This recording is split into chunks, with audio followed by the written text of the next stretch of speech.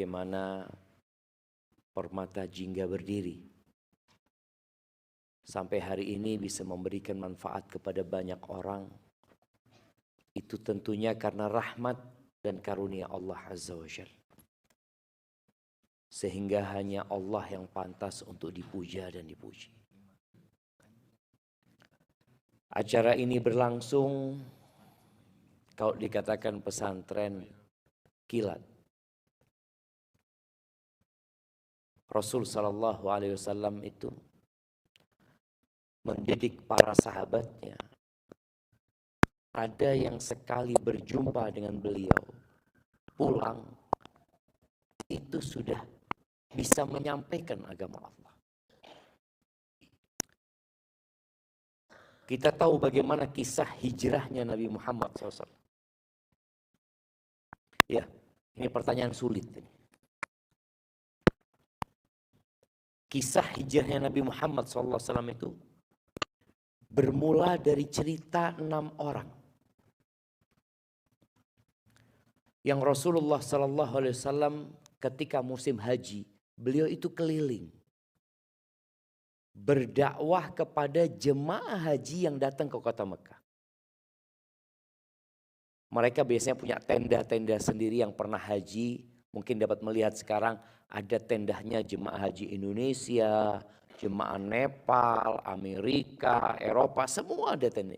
Di masa itu Nabi SAW mendatangi tempat kemahnya per qabilah. Ada qabilah dari Yaman, ada qabilah dari perbatasan Irak sana mungkin, ada qabilah dari Najd. Nabi datang mendakwain mereka. Semua yang didakwain itu nolak dakwah Rasul SAW. Akhirnya Nabi SAW sampai ke tempat lempar jumrah. Nah, mana mau kasih hadiah? Jumrah itu ada berapa yang dilempar di sana, jemaah? Nah, fadhal. Iya, 7 batu. Nama jumrahnya apa? Yang dilempar itu. Namanya. Aqabah, Masya Allah, kasih hadiah beliau, Masya Allah. Nah, fadhal. Nah, jumrah Aqabah. Sudah haji ya Pak? Oh Masya Allah, jadi persiapan haji insya Allah. Alhamdulillah, paling enggak sudah tahu ya maaf. Sudah tahu 7 kerikil kan, udah disimpan 7 kerikil. Nah, yang pertama dilempar pada hari raya Idul Adha itu jumrah Aqabah. Jadi orang habis dari mana? Wukuf di Arafah, lalu mereka menuju ke Muzdalifah, bermalam di Muzdalifah, lalu di pagi harinya mereka menuju ke Mina, lempar jumrah Aqabah. Setelah lempar jumrah Aqabah biasanya tahallul, syukur. Nabi SAW ketemu sama 6 orang ini. Anak-anak muda. Jadi kalau dilihat, yang banyak menerima dakwah Nabi SAW itu rata-rata anak-anak muda. Pertanyaannya kenapa kok bukan orang-orang tua? Siapa yang mau jawab? Yang jawab yang tua. Kenapa yang masuk Islam itu awal ya, pada awal Islam itu, awal dakwah itu anak-anak muda. Hampir semua ya. Nah, kasih mic-nya. Mana mic-nya? Masya Allah. Antum jangan duduk-duduk aja. Kasih mic sana. Masya Allah. Ada mic sana. Nah, fadhal. Bismillah. Kok dikasih? Ah ya, bismillah. Pertama yang bisa saya jawab, pertama lebih terbuka, yang kedua daripada orang tua gitu. Ya lebih bisa menerima perbedaan dan perubahan dan ilmu baru dibandingkan orang tua yang sudah lama membudaya dalam dirinya perkara-perkara yang mungkin bertentangan dengan agama yang dianut Rasulullah yang baru bagi dia, dan juga banyak tahayul atau pikiran-pikiran yang eh, menjaga dia atau menutupi dia dari hal-hal baru, intinya itu Ustaz. Masya Allah, barakallahu fiik. Kasih hadiah jamaah, Masya Allah. Ini kasih kurma sama buku. Nah, Masya Allah. Ya, fadhal. Subhanallah, betul jamaah. Jadi kalau orang tua itu sudah, mungkin bisa disebut sudah karatan dengan tradisi dan budaya kuno, sehingga sulit Nabi mendakwain mereka. Sampai pamannya sendiri, bayangin. Padahal paman Nabi Muhammad SAW itu yang belain Nabi. Hidup bersama Nabi, tahu kejujuran keponakannya. Nggak pernah bohong itu keponakannya. Tapi tatkala dia diajak untuk masuk ke dalam agama Islam ini, nolak. Sampai tatkala ajal menjemput pamannya. Pamannya sudah sekarat ini. Nabi datang. Dijumpai pamannya. Ternyata di sisi pamannya itu ada dua tokoh orang-orang Quraisy. Abu Jahal sama Abdullah bin Abi Umayyah. Nabi mengatakan kepada pamannya, "Ya am, wahai paman." Supaya pamannya tahu, yang ngasih tahu ini bukan orang lain, keponakannya. Dia mengatakan, "Ya am, qul la ilaha illallah." Katakan la ilaha illallah, kalimat yang aku akan perjuangkan engkau di hadapan Allah pada hari kiamat. Kalau engkau mengatakan ini sudah sekarat. Apa katanya dua orang tokoh Quraisy itu? Atarghabu an millati Abdul Muttalib. Apa engkau enggak suka dengan ajarannya Abdul Muttalib, bapakmu? Engkau enggak suka dengan ajaran nenek moyangmu? Enggak jadi ngomong la ilaha illallah. Sulit. Oleh karena itu kebanyakan orang-orang sepuh Quraisy itu masuk Islam ketika mereka melihat kekuatan umat Islam. Ketika penaklukan kota Mekah, oh ternyata benar Islam ini. Setelah bertahun-tahun memerangi Islam. Kembali kepada cerita Aqabah, tempat lempar jumrah itu. Ini 6 orang anak muda ini sedang tahallul cukur jemaah. Kita lihat bagaimana Rasulullah SAW memanfaatkan kesempatan menyampaikan agama Allah ini di mana saja kepada siapa saja. Tidak pilih-pilih. Bukan karena itu orang kaya, bukan karena orang miskin. Pokoknya siapa saja berhak mendapatkan dakwah ini. Maka Nabi duduk sama 6 anak muda. Disampaikan kepada mereka tentang agama Islam. Disampaikan juga tentang Al-Quran, dibacakan Al-Quran. 6 orang ini saling noleh jemaah. 6 orang ini dari kota Medina. Di kota Medina itu tinggal orang-orang Yahudi. Orang-orang Arab ini kalau lagi perang sama orang Yahudi dan orang Yahudi kepepet kalah, biasanya orang Yahudi itu sesumbar.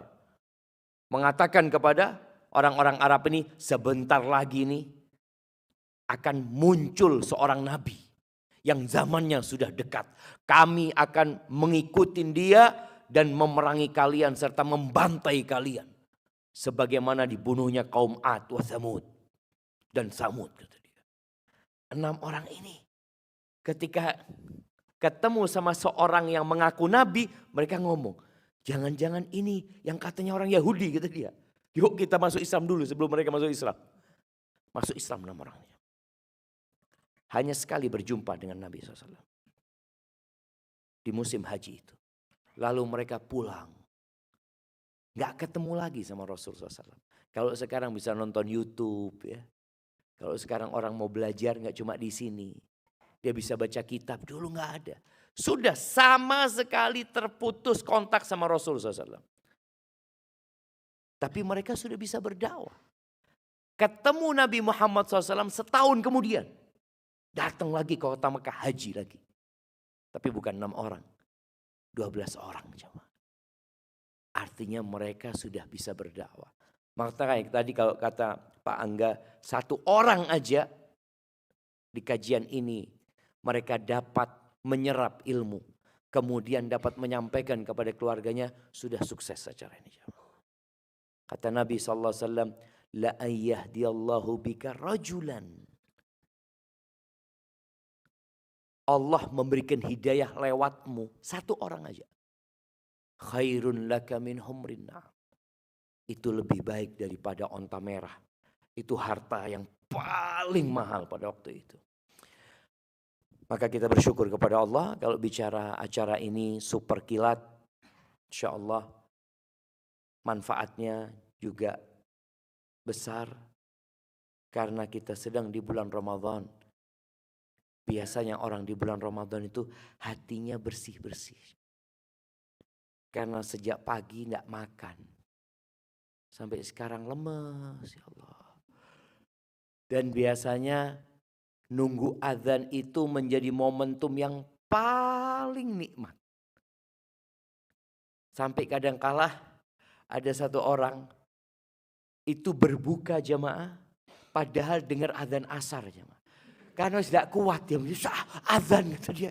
Oh, ini kayak azan asar. Loh, tak pikir maghrib semana. Karena tidak kuat dia itu nunggu azan maghrib. Apa perbedaan azan maghrib sama asar? Siapa yang bisa? Ada bedanya. Antum kalau di kamar dengarkan azan maghrib sama asar itu berbeda enggak jemaah? Apakah ada pengumuman jamaah azan maghrib? Tidak ada. Jadi orang dengar azan ya sama aja azannya. Hanya saja kalau lapar itu segala azan dianggap azan maghrib sama dia. Maka alhamdulillah jemaah kita sebentar ngaji. Nggak lama. Kalau dikatakan sama Pak Angga super kilat ya. Iya. Kita punya waktu tidak banyak. Tapi insya Allah kalau hati kita bersih. Kita akan dapat banyak. Ahibati fillah. Tema kita hari ini berbincang tentang. Apa tema kita hari ini? Jamaah, gak ada tulisannya temanya ini.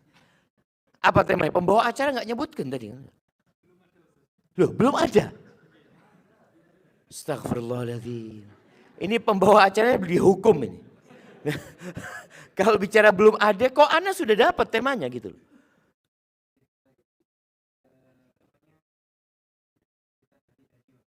Bersihkan hati dan jiwa. Loh, Masya Allah. Berarti perlu dibersihkan hati antum ini. Nah. Ahibati fillah, kita datang ke tempat ini dengan kostum yang berbeda.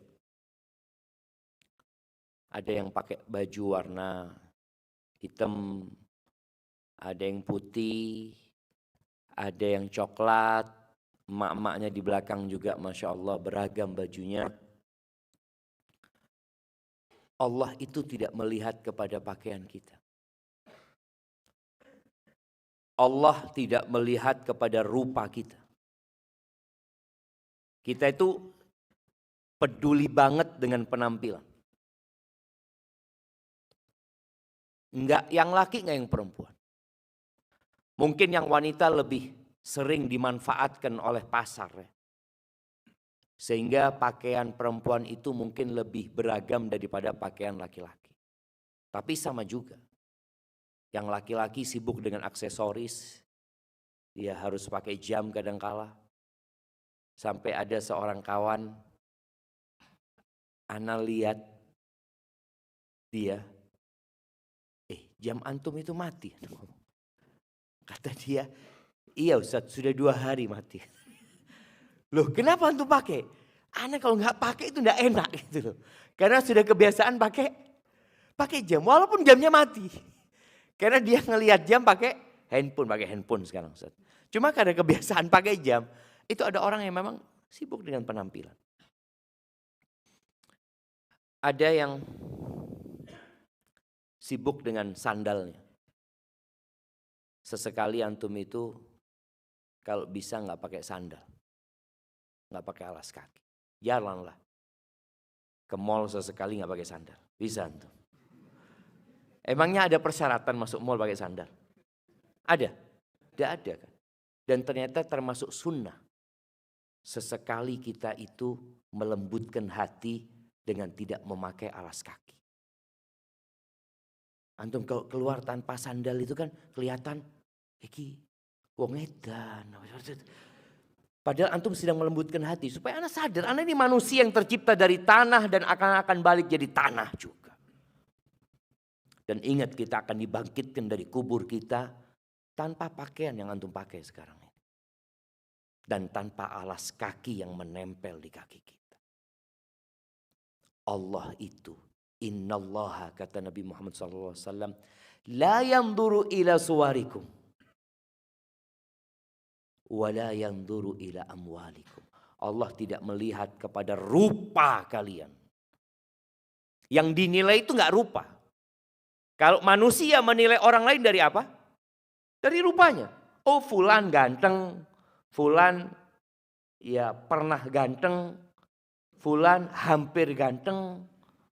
Kalau yang perempuan juga gitu, fulana Allah, fulana iki biyen ayu.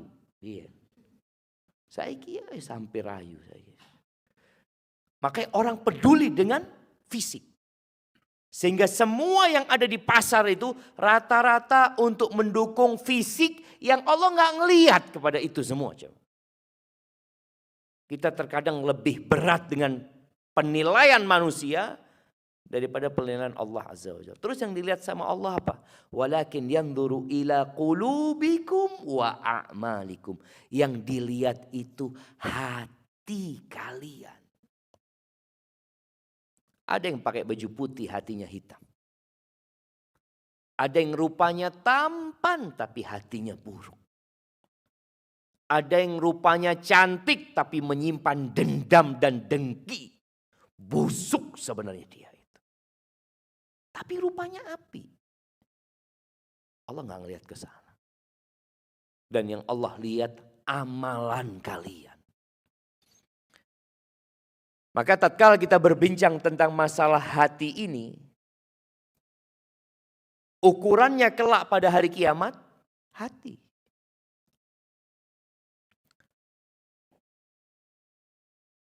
Orang yang pertama kali disidang pada hari kiamat itu ada 3. Siapa yang mau nyebutkan? Mama sekarang. Sebutkan 3 manusia pertama yang akan disidang. Dan ternyata mereka semua menjadi korek api neraka. Nah, ibu-ibu. Nah, angkat tangan. Mama angkat tangan. Baik, anak kasih hadiah 2 juta. Angkat 2 juta. Insya Allah.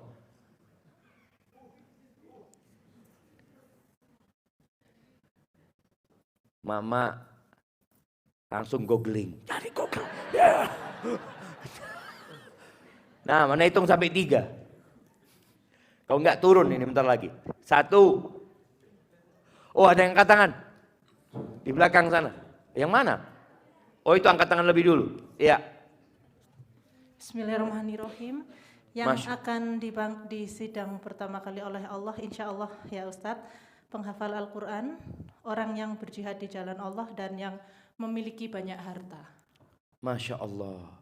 Nggak nyontek, enggak? Ya, tadi sempat googling. Gimana ini Pak? Enggak, ini nyontek ini. Kasih separuh nanti, kasih separuh. Nanti ya apa caranya dapat separuh tapi.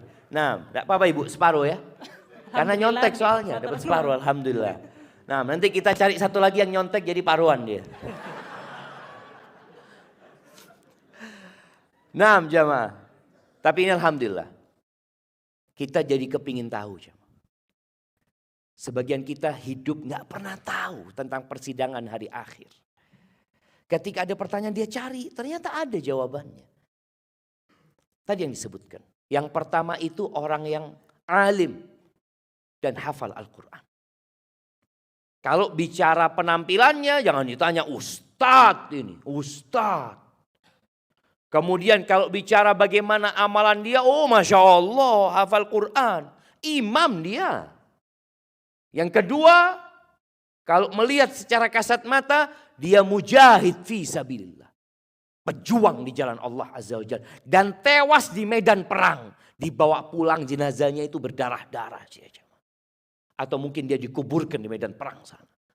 Dan yang ketiga, orang kaya raya yang dermawan. Allah datangkan satu persatu. Ingat, kita semua akan disidang tanpa ada penerjemah. Wala istri, wala anak, wala orang tua, semua disidang masing-masing. Kalau di dunia, biasanya antum akan didampingin oleh pengacara. Antum mungkin punya uang banyak, antum bisa bayar pengacara yang handal, yang bagus. Tapi di sana antum akan datang dengan amalan antum. Ketika datang orang pertama, yang hafal Al-Quran, yang alim, ditanya tentang nikmat-nikmat yang Allah berikan. Dia mengakui semua dari Allah. Semuanya dari Allah. Lalu ditanya, "Madza amilta biha?" Engkau gunakan buat apa nikmat-nikmat itu? Apa kata orang ini? "Ta'allamtu fik wa 'allamtun nas wa qara'tu fikal Qur'an." Ya Allah, dengan nikmat yang kau berikan kepadaku, aku belajar ilmu agama. Aku ngaji mengharapkan keridhaanmu. Lalu aku ajarkan ilmu itu kepada umat manusia. Dan aku membaca Al-Quran, menghafal Al-Quran untuk mencari keridhaanmu. Sekarang bulan Ramadan. Bulannya Al-Quran. Sebagian mungkin membaca Al-Quran sudah 30 juz. Sebagian sudah 2 kali hatam. Sebagian sudah 3 kali hatam. Imam Syafi'i rahimahullahu ta'ala di bulan Ramadan itu hatam 60 kali. 60 kali. Ketika orang ini mengakui nikmatnya dan menyatakan amalannya, dia mengatakan aku berbuat itu lillahi ta'ala. Apa kata Allah? Kadzabta, bohong. Apanya yang bohong? Kalau bicara ilmunya enggak. Dia memang benar ustadz. Bicara Qur'annya dia hafal Qur'an. Ternyata bicara hatinya. Niat itu tempatnya di sini. Bukan di lisan. Mungkin antum bisa mengatakan lillahi ta'ala. Ingat, yang dilihat jantung. Kadzabta, bohong. Innama ta'allamta liyuqala alim wa qara'ta liyuqala qari. Engkau selama ini belajar ilmu hanya cari gelar. Hanya cari sanjungan dari orang-orang supaya disebut alim. Oh fulan tuh orang alim tuh. Dan engkau belajar Al-Quran, menghafalkan Al-Quran supaya dapat gelar orang yang hafal Quran. Orang yang bacaannya bagus. Imam sholat tarawih. Imam, itu yang kau inginkan. Waqad qil, dan engkau sudah mendapatkan itu di dunia. Thumma umira bihi fasuhiba ala wajhihi thumma turiha finnar. Dilemparkan ke neraka orang yang neraka. Bayangin ya. Bukan perampok, bukan pezina, bukan pencuri, tapi orang yang alim dan orang yang hafal Quran gara-gara hatinya. Maka kita harus berpikir, kira-kira hati anak ini benar enggak ya? Kemudian yang kedua, orang yang mati di medan perang. Dihadirkan orang itu di sidang. Betul dia mati di medan perang. Ditanya tentang nikmat-nikmat yang Allah berikan. Allah berikan fisik yang kuat kepada dia. Allah berikan pula harta kepada dia. Ditanya, engkau gunakan buat apa nikmat yang aku berikan? Kata orang ini, qataltu fik. Aku berjuang di jalanmu ya Allah. Hatta stushhidtu, sampai aku mati syahid. Iya, boleh jadi dia di dunia dimakamkan di makam pahlawan. Dikenal sebagai pejuang. Lalu kata Allah kepada orang ini, kadzabta, bohong. Jamaah, Allah itu tahu dengan apa yang terbetik di hati kita. Allah tahu antum sekarang duduk sedang mikirkan apa. Allah tahu. Allah tahu kenapa antum datang ke tempat ini. Allah tahu. Ada mungkin datang ke sini, Ya Allah Ustaz, kepinginnya sih tidak datang Ustaz. Cuma di absen itu. Iya, artinya antum datang ke sini Allah tahu loh niat antum, kenapa Allah tahu. Maka orang ini pun ketika mengatakan, oh aku berjuang di jalanmu, kadzabta, bohong kau. Innama qatalta liyuqala jari. Engkau berjuang hanya untuk mendapatkan gelar pembela kebenaran, pahlawan, pemberani, jagoan. Engkau berjuang untuk itu. Waqad qil. Dan kau sudah mendapatkan itu di dunia. Maka kemudian orang ini dilemparkan ke dalam neraka. Na'udzubillah minan nar. Bayangin jamaah. Berjuang sampai mati masuk neraka. Tadi jadi ustadz, jadi penghafal Quran sampai mati. Dia nggak berubah. Tetap matinya mungkin menurut orang, oh fulan Masya Allah husnul khatimah. Kenapa Masya Allah mati di medan perang? Kita kan melihat seperti itu. Mati ketika membaca Al-Quran, husnul khatimah. Tergantung niatnya jamaah. Tergantung hatinya ini yang mati di medan perang. Semua orang akan menganggap dia Masya Allah. Sudah. Mungkin cucunya mengatakan, oh bapakku mati ketika perang melawan Belanda. Yang ini cerita mungkin punya itu. Tapi ternyata gara-gara hatinya dia di neraka. Yang ketiga, orang kaya raya yang dermawan. Gak ketulungan sudah kayanya orang ini. Jawad. Dihadirkan untuk disidang, ditanya tentang nikmat-nikmat yang Allah berikan kepada orang ini. Apa jawab orang ini? Dia mengatakan, ma min sabilin tuhibbu ayyun faqafih illa anfaqtu fihi lak. Ya Allah, tidak ada satupun jalan kebaikan. Dia menyebutkan itu. Tidak ada satupun jalan kebaikan yang engkau suka, harta yang engkau berikan, diinfakkan di sana, melainkan aku sudah infakkan di sana lillahi ta'ala. Mengharapkan keridhaanmu. Masjid dia bangun, sekolahan dia dirikan, janda-janda dia santuni, anak yatim dia bantu, dia kasih beasiswa, dia berangkatkan orang haji, dia berangkatkan orang-orang umroh, dia bikin aspal di jalan, dia gali sumur mungkin di kampung-kampung. Tidak ada satupun jalan kebaikan. Benar. Benar yang dia katakan. Tapi Allah mengatakan kadzabta, bohong engkau. Bukan Allah mendustakan amalan dia, tapi mendustakan hati dia. Allah katakan kadzabta, bohong. Engkau berbuat itu hanya untuk mendapatkan gelar jawad, orang yang dermawan. Waqad qil. Dan engkau sudah mendapatkan itu di dunia. Maka orang ini pun dilemparkan ke dalam neraka, jadi koreknya api neraka. Na'udzubillahi minan nar. Maka ahibati fillah, pada hari kiamat itu Allah menyebutkan di surat Asy-Syu'ara ayat 88-89. Surat Asy-Syu'ara ayat 88-89 Allah mengatakan yauma la yanfa'u malun wala banun. Udah ketemu? Coba anak kepingin ada yang baca. Surat Asy-Syu'ara ayat 88-89. Nah. Siapa yang udah dapat?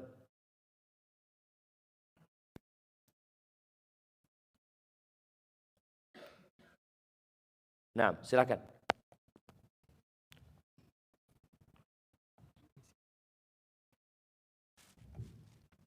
Baca sama artinya ya. Nah. A'udzu billahi minasy syaithanir rajim.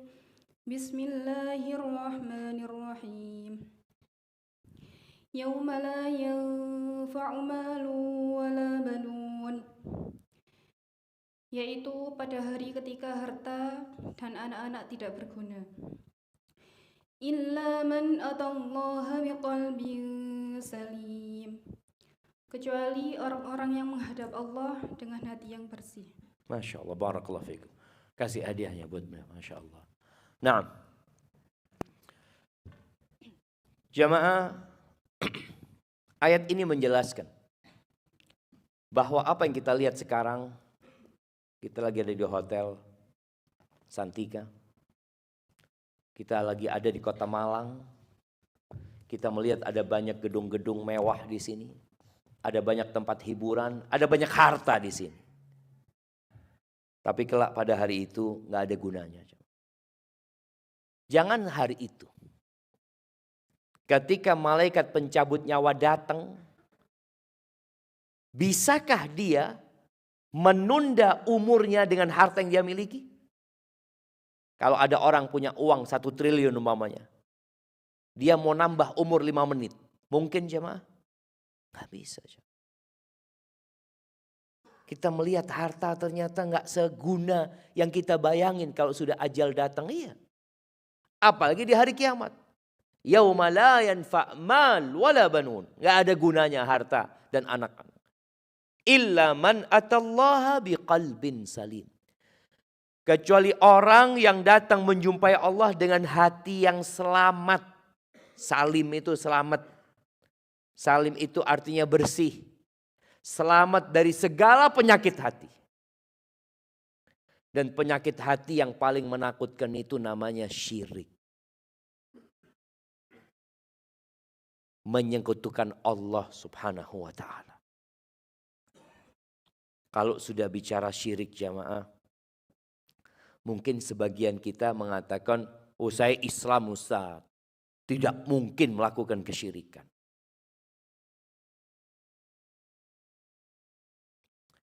Siapa yang hafal doanya Nabi Ibrahim? Ketika beliau, saya enggak tanya siapa yang hafal, siapa yang baca? Yang baca. Doanya Nabi Ibrahim minta supaya dia dan anaknya, anak keturunannya dijauhkan dari kesyirikan. Nah,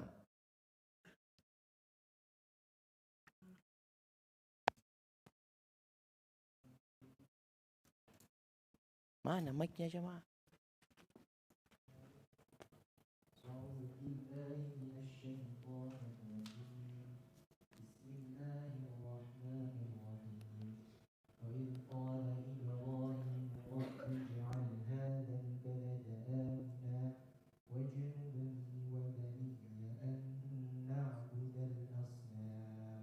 Barakallahu fiik. Artinya apa? Tatkala Nabi Ibrahim berkata, wahai Rabbku, jadikanlah negeri ini negeri yang aman dan jauhkanlah saya dan anak turun saya dari menyembah berhala. Masya Allah. Antum biasa baca doa itu? Biasa baca doa itu? Masya Allah. Berarti antum dapat yang setengahnya tadi. Masya Allah. Kan sama-sama nyontek soalnya zaman lihat. Naam, wajnubni wa baniya an na'budal asnam. Hindarkan aku dan anak keturunanku dari menyembah berhala. Bayangin Nabi Ibrahim takut sama kesyirikan. Lalu muncul orang-orang, oh tidak mungkin saya berbuat syirik. Saya wis Islam. Loh ini Nabi. Takut. Jangan pernah merasa aman dari kesyirikan. Berapa banyak orang yang tidak tahu ya di Malang ini. Tapi di beberapa daerah itu masih ada tempat-tempat pesugihan. Di Malang ada tempat pesugihan. Nah, di mana? Siapa yang pernah ke sana angkat tangan? Saya kasih hadiah, bener loh jemaah. Tak kasih hadiah. Siapa yang pernah ke sana? Oh itu. Nah, kasih hadiah, kasih mic, kasih hadiah. Nah, ini mas, kasih mic sama kasih hadiah. Itu yang di sebelah sana. Mic-nya dulu kasih antum.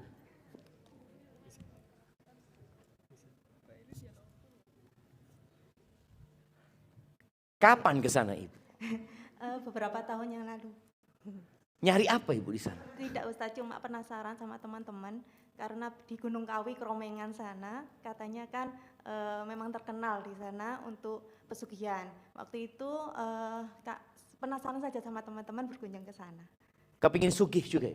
Boten Ustaz, cuma pengen melihat ternyata di sana. Tapi ibu tidak kepingin sugih? Pingin, sangat kepingin Ustaz. Iya, barakallahu fiik. Apa ritual yang dilakukan orang-orang di sana? Sebenarnya saya tidak sampai masuk ke dalam, jadi tidak tahu secara jelas. Namun berdasarkan cerita dari situ, bahkan ada yang seperti menyembelih kambing untuk semacam apa itu namanya, Sesajen gitu ya, tumbal. Terus ada yang katanya itu duduk di bawah pohon apa ya, daru ya, sampai daunnya itu nanti jatuh, terus daunnya itu akan ditaruh di dompet seperti itu, Ustadz. Masya Allah. Seperti Kayaknya banyak yang tahu di belakang itu jemaah. Iya. Kalau lihat. Siap, jazakillah khairan. Barakallahu fiik. Oke. Barakallahu fiik. Jemaah, siapa yang kasih rizki sebenarnya? Allah. Kenapa kok cari di sana? Inilah yang membuat hati seorang itu kotor. Gara-gara dia lupa bahwa pemberi rizki adalah Allah Azza wa Jal. Innallaha huwar razzaq dzul quwwatil matin. Maka jangan meremehkan masalah kesyirikan. Sebagian kita hatinya nggak bergantung sama Allah. Ada yang mencari pesugihan di Laut Selatan. Muslim jemaah, Muslim. Seharusnya Muslim kalau cari pesugihan di mana? Di rumah Allah Azza wa Jal. Datang ke rumah Allah. Salat subuh berjamaah, baca doa Allahumma inni as'aluka ilman nafi'an wa rizqan thayyiban wa amalan mutaqabbala. Ya Allah, aku mohon kepadamu bukan cuma rizki. Aku minta yang pertama ilman nafi'an, ilmu yang bermanfaat. Sehingga dengan ilmu kita jadi tahu mana yang halal, mana yang haram. Ilman nafi'an. Di Jakarta, di perusahaan di Astra ya, di Astra. Itu ada kajian Islam rutin jemaah. Insya Allah sejak tahun 94 apa 96. Anda pada waktu ke sana ngisi kajian itu mungkin tahun 2014-15, Anda tanya, ini ono pengajian? Iya. Padahal GM-nya itu non muslim. Kok boleh kajian Islam? Iya. Soalnya kata GM-nya, wong Islam iki ngerti agama, ndak nyolong. Jadi kata dia, sejak ada kajian itu pencurian di Astra berkurang, kata dia. Berarti manfaat ilmu itu coba. Ketika orang Islam itu berilmu, dia jadi tahu ini bukan hakku gitu loh. Dia tidak akan makan hak yang bukan miliknya. Maka antum kalau kepingin minta sama Allah, yang pertama minta ilman nafi'an tiap hari. Habis subuh baca Allahumma inni as'aluka ilman nafi'an. Yang kedua minta apa? Rizqan thayyiban. Rizki itu nomor 2 dipinta. Minta rizki tidak sembarangan. Rizqan thayyiban. Kalau nggak baik jangan diambil. Minta rizki yang baik. Yang ketiga minta apa? Amalan mutaqabbala. Amalan yang diterima. Karena apa gunanya kita puasa kalau ternyata dapat lapar dan haus saja. Ada orang sholat, subhanallah ya. Anak kalau baca hadis itu takut. Hadis ini diriwayatkan oleh Imam Tabrani. Di mana Nabi SAW menyebutkan, Innar rajula la yusalli salata sittina sanah walam tuqbal lahu salah. Ada orang yang sholat selama 60 tahun, satu pun sholatnya tidak ada yang diterima. Bukan tidak sembahyang loh jemaah. Itu yang kita baca. Fawailul lil musallin. Kan kadang-kala ada orang ngomong, wes gak usah ngomong sembahyang sing api, yang penting tuh sembahyang. Loh apa gunanya antum sholat kalau masuk neraka? Fawailun lil musallin. Celaka masuk neraka wail orang yang sholat. Kenapa? Alladzina hum an salatihim sahun. Sakarepan sembahyang. Asar mau maghrib baru sholat. Yang penting sholat lah Ustaz. Zuhur nunggu mau asar. Kalau sudah dengar suara adzan, aduh telat. Ya Allah, Allah maha pemaaf dan maha pengampun. Wallahi jemaah, sebagian kita meremehkan sholat, masuk neraka. Alladzina hum yura'un, riya juga dia sholat di hatinya. Bukan untuk Allah Azza wa Jalla. Maka tadi kalau bicara bagaimana kita minta tiap harinya, Nabi kalau habis sholat subuh itu minta Allahumma inni as'aluka ilman nafi'an wa rizqan thayyiban. Yang ketiga apa? Wa amalan mutaqabbala, amalan yang diterima. Jamaah rahimakumullah, ada 2 penyakit hati. Ini kalau bicara klasifikasi penyakit hati itu ada 2. Ini ada kitab judulnya Talbis Iblis, tipu daya iblis. Jadi ada orang yang ditipu sama iblis merasa benar. Ada orang yang ditipu sama iblis merasa salah. Tapi sama-sama ditipu sama iblis. Ada 2 penyakit hati, siapa yang nyebutkan? Nah, fadhal. Kasih mic-nya. Barakallahu fikum. Apa syubhat, apa syahwat?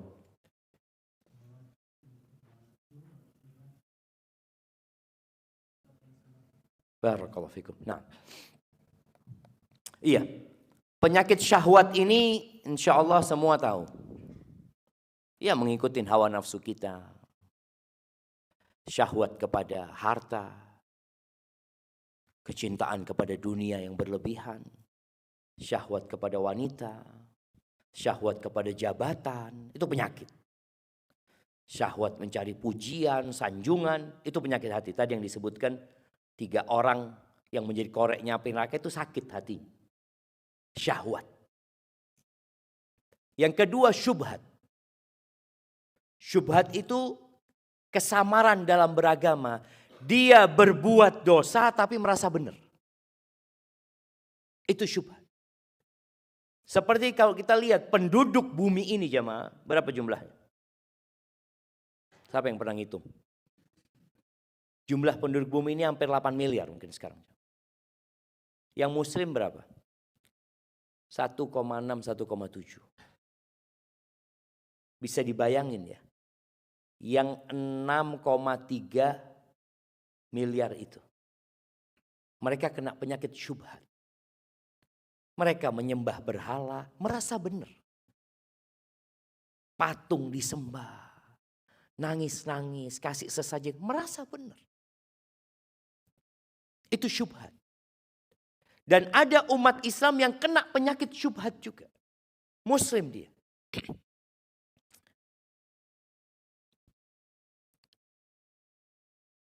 Siapa yang membunuh Ali bin Abi Thalib? Jamaah kita tahu. Ana mau tanya dengan 2 orang lah. Siapa yang membunuh Umar dan siapa yang membunuh Ali bin Abi Thalib? Ibu-ibu.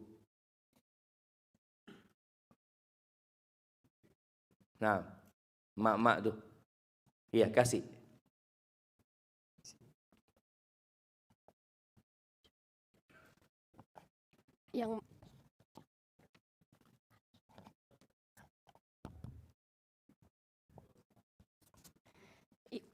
Yang membunuh Umar adalah Abu Lu'lu'ah dan yang membunuh Ali adalah Ibnu Muljam.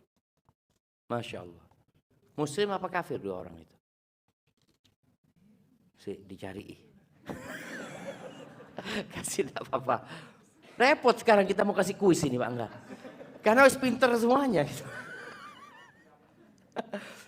Nah, iya, yang mana yang muslim, Ibu?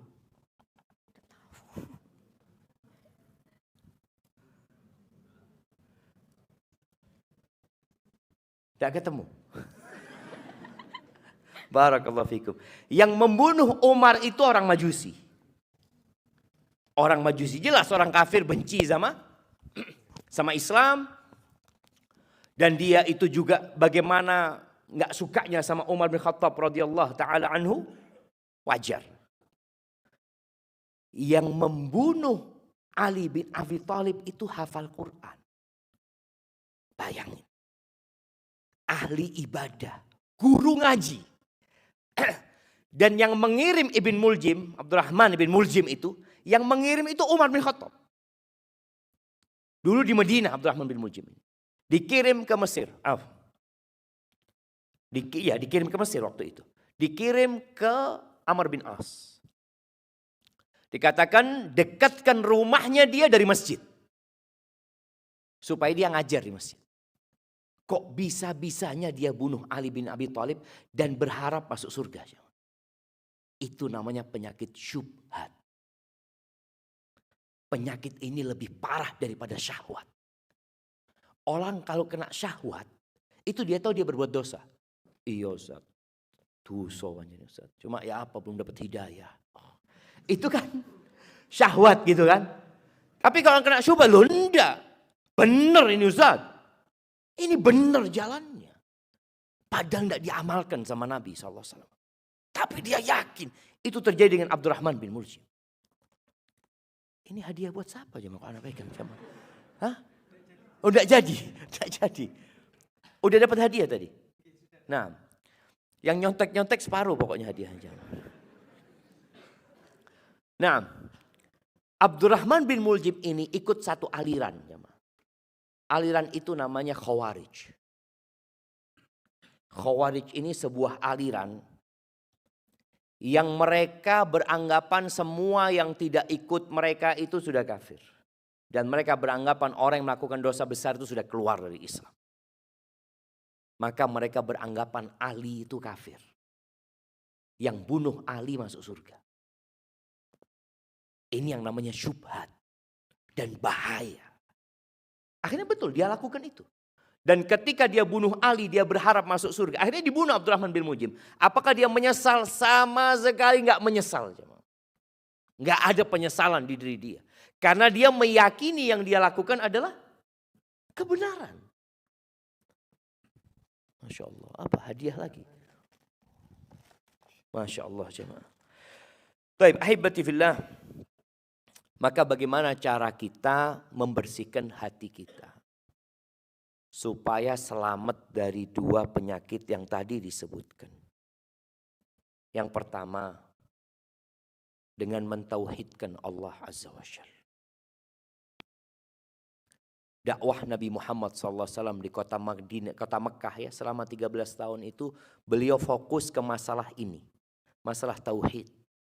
Beliau keliling ke kota Mekah mengatakan qulu la ilaha illallah. Katakan la ilaha illallah.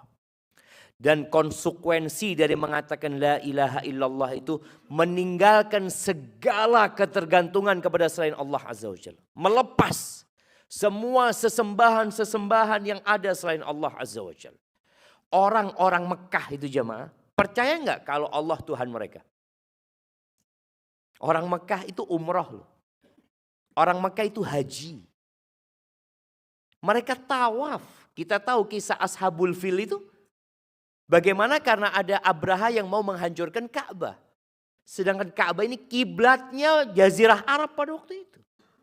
Mereka melakukan ibadah haji. Bahkan Allah mengatakan, "Wala in sa'altahum man khalaqas samawati wal ard."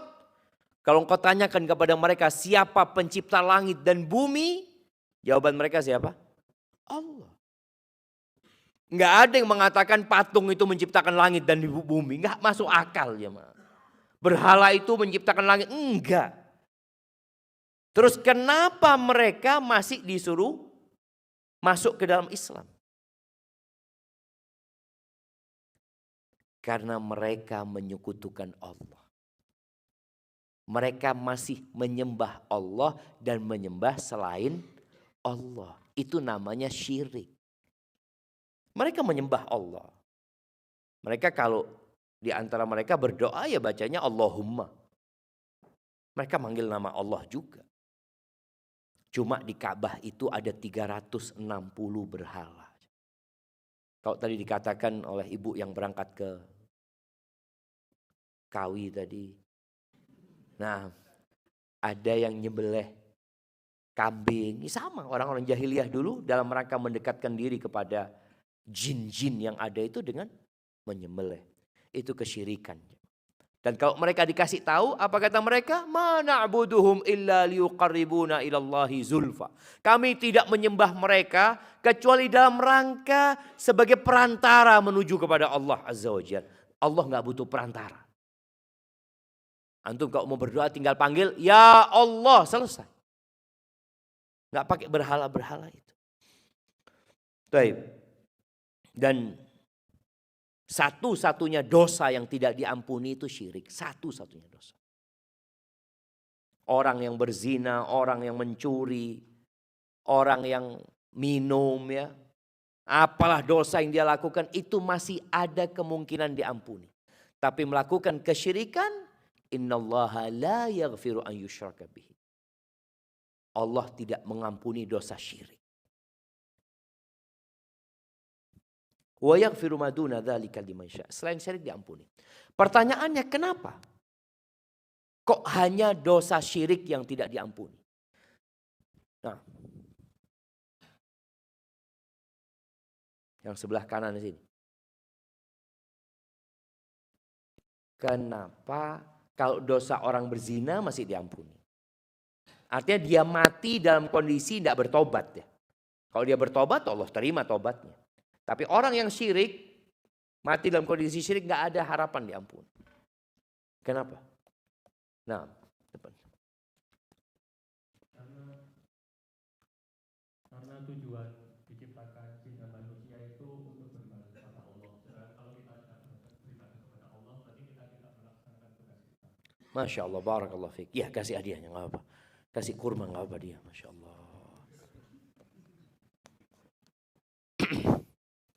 Tujuan kita diciptakan untuk mengabdi kepada Allah Azza wa Jalla. Dan syirik ini adalah kezaliman yang paling nyata. Kezaliman yang paling nyata. Anda ingin jelaskan hal ini karena hal ini penting. Ada orang-orang yang beranggapan kalau mau masuk surga itu yang penting jadi orang baik.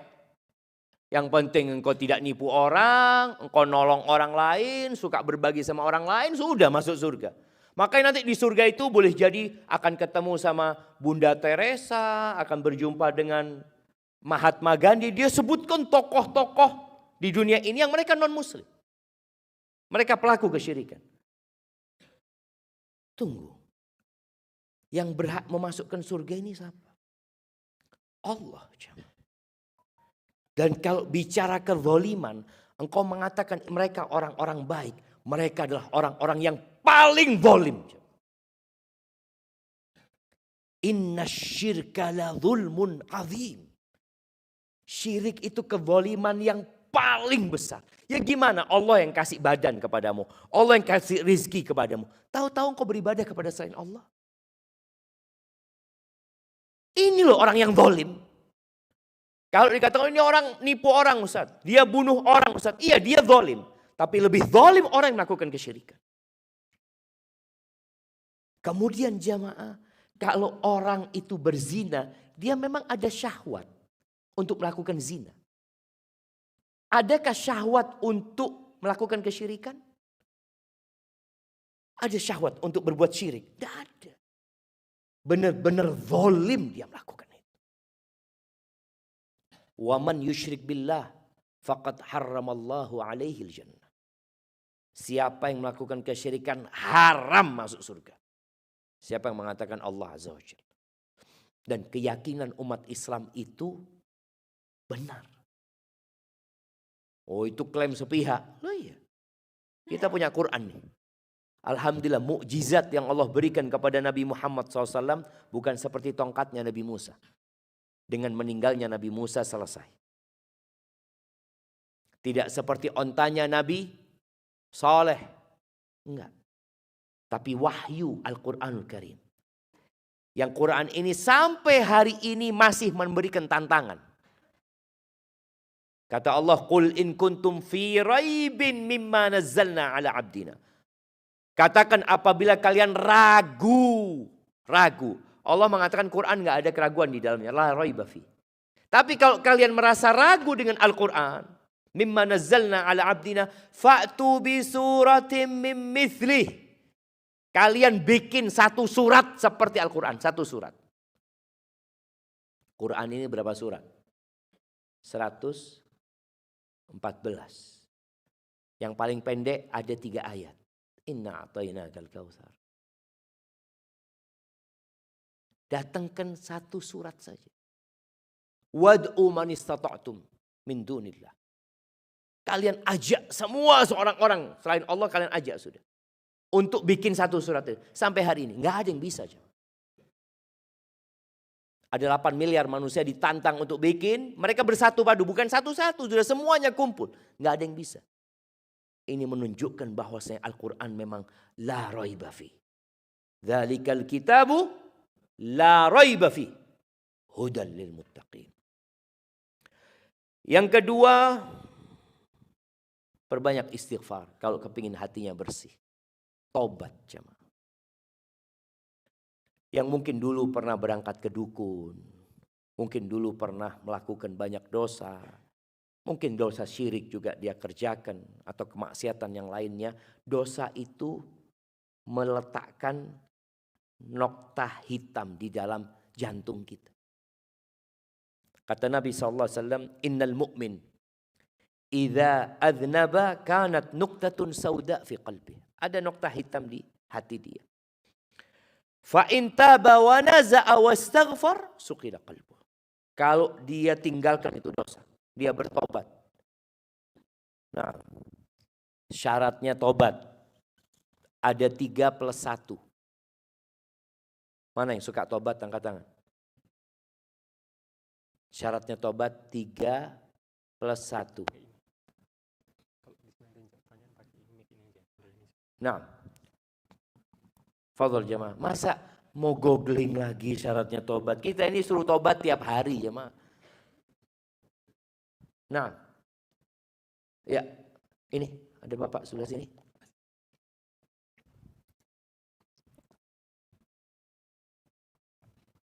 Pertama, menyesali dosa-dosanya tersebut. Yang pertama kedua, menyesali, yang kedua tidak mengulangi, Ustaz. Yang kedua tidak mengulangi. Ya. 3 syaratnya. Kurang Bapak ini. Berarti tobatnya belum sempurna selama ini. Apa? Yang pertama menyesali, betul. Nggak cukup menyesali. Yang kedua Tidak mengulangi. tidak mengulangi. Bukan tidak mengulangi. Bertekad untuk tidak mengulangi. Yang ketiga meninggalkan. Baik, +1. Kalau dosanya sama orang lain harus minta maaf. Kasih hadiahnya. Masya Allah. Ini ada berapa hadiahnya? Nggak bisa dibagi, nggak bisa. Kasih 1 aja semua. Nah, barakallahu fiik. Jamaah, kita perlu tahu syarat tobat itu supaya kita tahu apakah kita ini selama ini yang bertobat, yang astagfirullah wa atubu ilaih, astagfirullah wa atubu ilaih. Jangan-jangan istighfar dan tobat kita ini ternyata tidak diterima. Kenapa? Karena syarat dan ketentuan tidak terpenuhi. Yang pertama menyesali, menyesal. Bukti dia itu menyesal, mungkin dia menangis ya. Dia sedih. Yang kedua meninggalkan. Meninggalkan dosa itu. Dan bukti dia meninggalkan, dia ganti kawan mungkin. Enggak wis. Aku lek koncoan mbek fulan dosa meneng. Enggak sudah. Dia meninggalkan dosa dan meninggalkan kawan-kawan yang membuat dia berbuat dosa. Yang ketiga bukan tidak mengulangi. Karena kalau tidak mengulangi berarti kalau dia ngulangin tobat dia yang pertama tidak diterima. Enggak. Allah itu maha baik. Yang penting antum niat tidak mengulangi.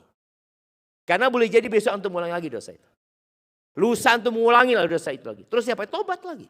Tobat lagi. Sampai berapa kali tobat ya Ustaz? Setiap engkau berbuat dosa engkau bertobat. Apa enggak sekalian aja Ustaz? Nantilah umpamanya anak tobat pas Lailatul Qadar. Atau ada orang gitu jamaah. Sebagian orang nih tobat. Nanti Ustaz saya mau haji Ustaz. Insya Allah saya kalau haji baru mau tobat Ustaz. Siapa yang menjamin umurmu sampai haji? Nggak ada. Maka siapa saja yang berbuat dosa saat itu tobat. Ustaz ana takut berbuat dosa besok lagi. Engkau nggak pernah tahu besok hidup atau tidak. Nggak pernah tahu. Yang kau tahu hari ini harimu. Maka ketika berbuat dosa hari itu bertobat. Bertekad untuk tidak ngulangi. Bukan ngomong insya Allah besok ngulangin. Enggak ya. Enggak. Antum bertekad. Besok antum ngulangin lagi. Tobat lagi. Lusa ngulangin lagi. Tobat lagi. Rasul SAW mengatakan. Innallaha yabsutu yadahu bil-lail. Liyatuba musi'un nahar. Allah itu membentangkan tangannya di malam hari. Agar pelaku dosa di siang hari tobat. Wa yabsutu yadahu bin nahar liyatuba musii'ul lail. Di siang hari Allah buka pintu taubat itu. Dibentangkan tangan Allah agar orang yang berbuat dosa di malam hari nggak nunggu malam lagi baru taubat, jemaah. Udah kau siang hari itu taubat, minta ampun sama Allah SWT. Kalau ada hubungan sama orang perlu minta maaf. Ini dipenuhin. Antum ana dulu saat waktu jadi pegawai itu ya sering lah. Apa yang restoran di sini? My Kopi O. Boleh nggak pegawai itu ngemplok gorengan satu, goreng-goreng? Boleh nggak Bang? Nggak boleh? Nggak boleh, jamaah lihat antum. Antum kalau sering ngemplok gorengan, perlu minta maaf itu. Iya, karena enggak Ustaz, ana sudah istighfar. Nggak cukup istighfar. Karena ini hubungannya sama, loh kok emak-emak pada ketawa di sana. Iya, betul loh jamaah. Ini kalau nanti pada hari kiamat itu, persidangan itu, ada timbangan yang sangat detail sekali. Famay ya'mal mithqala dzarratin khairan yarah. Sebesar semut yang antum kalau bawa ke timbangan emas mungkin semut itu nggak ada beratnya. Tapi di hari kiamat antum akan lihat. Maka tolong yang ingin hatinya bersih lakukan itu. Perbanyak istighfar. Nabi SAW sekali duduk jamaah, beliau membaca Rabbighfirli wa tub alayya innaka antat tawwabur rahim 100 kali. Dan biasanya dilakukan selesai sholat duha. Baca itu. Kemudian yang ketiga, baca Al-Quran. Usahakan. Di Ramadan tadi alhamdulillah ada yang sudah 25 juz ya. Usahakan kita baca Quran ini tiap hari nanti. Selesai Ramadan tiap hari. Kalau Ramadan mungkin one day one juz, tapi nanti kita selesai Ramadan yang antum mampu. 1 hari 1 halaman. Usahakan sama artinya. Aduh Ustaz tidak mampu anak Ustaz. Boleh 1 hari 1 ayat, tidak apa-apa. Tiap hari mau berangkat kerja atau mau tidur, antum buka Quran. A'udzubillahi minasyaitonirrajim. Bismillahirrahmanirrahim. Alif lam mim. Jangan ketawa. Bener loh jemaah. Kalau antum istiqomah, insya Allah umur 20 tahun hatam Quran. Karena sebagian kita umur 50 belum hatam Quran. Sama artinya. Sama artinya. Artinya keistiqomahan seseorang itu, dia selalu tiap hari terhubung dengan Al-Quran, itu jaga hati. 1 ayat saja. Yang penting istiqomah. Kalau antum hari itu lagi kosong mau 2 ayat silahkan. Tapi antum punya konsekuensi, saya tiap hari harus 1 ayat. Sama artinya baca. Insya Allah kita akan rasakan perbedaan dalam hati kita. Karena kita tidak memejamkan mata kecuali hari itu kita sudah membuka mushaf. Membuka Al-Quran. Membaca artinya dan bertambah imannya. Yang keempat, zikrullah. Antum perbanyak zikir. Boleh tubuh kita di pasar. Tadi di tempat kerja. Tapi dimanapun kita berada, kita tetap mengingat Allah Azza wa Jalla. Perbanyak baca la ilaha illallah. Perbanyak baca subhanallah wa bihamdi subhanallahil azim. Kita kadang-kadang suka pegang handphone. Bikinlah kesepakatan sama handphone antum. Ana nggak akan buka kecuali ana baca subhanallah wa bihamdi 10 kali. Jadi setiap antum mau buka kuncinya itu, baca subhanallah bihamdi subhanallahil azim subhanallah. Kok Yesus ini ya subhanallah bihamdi subhanallah. Tapi jamaah ini sebuah pelatihan buat kita supaya kita selalu berzikir. Nanti kalau antum sudah pegang handphone bisa sejam antum buka. Buka terus. Wiritan itu seharusnya ini digunakan untuk wiritan. Itu digunakan untuk scrolling jamaah. Biasanya kalau ada yang baik-baik di skip jamaah. Yang baik di skip. Kalau yang buruk, oh ini apa ini. Sampai anak kadang-kadang lihat jamaah ya. Ada tulisan tolong jangan di skip. Oh pancene menungso kayak gini ya. Jadi dia yang tidak bermanfaat itu ditonton, yang bermanfaat skip. Maka tolong berzikir. Paling tidak, ini ada zikir minimal. Zikir yang minimal, yang disebut orang berzikir banyak itu adalah berzikir yang ada momentumnya. Yang ada munasabahnya, ada kegiatannya. Contohnya bangun tidur. Antum selalu baca. Alhamdulillah. Alladzi ahyana ba'dama amatana wa ilaihin nusyur. Nanti antum masuk toilet, baca doa. Keluar toilet, baca doa. Kemudian nanti antum mau sarapan, baca doa. Keluar rumah, baca doa. Naik kendaraan, terus antum zikir itu. Zikir yang ada munasabah. Naik kendaraan, baca doa. Oke. Anda mau kasih nih. Hadiah buat yang selalu baca doa naik kendaraan. Mak-mak mau tanya. Nah, tak boleh nyontek lagi. Nah, kasih. Mana? Yang mana Ustaz? Yang belum jawab. Mana yang belum jawab? Iya. A'udzu billahi minasyaitonir rajim. Bismillahirrahmanirrahim. Subhanalladzi sakhkhara lana hadza wa ma kunna lahu muqrinin wa inna ila rabbina lamunqalibun. Shadaqallahul azim. Baca itu dok. Kasih hadiahnya enggak apa-apa. Ini nyontek enggak? Enggak. Boten. Oh, boten, alhamdulillah.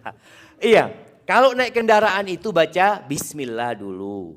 Kemudian alhamdulillah, sudah sampai di atasnya motornya alhamdulillah, kemudian Allahu Akbar, Allahu Akbar, Allahu Akbar, baru baca tadi yang dibaca ayatnya itu. Subhanalladzi sakhkhara lana hadza wa ma kunna lahu muqrinin wa inna ila rabbina lamunqalibun. Ana mau kasih hadiah 2 juta yang tahu artinya.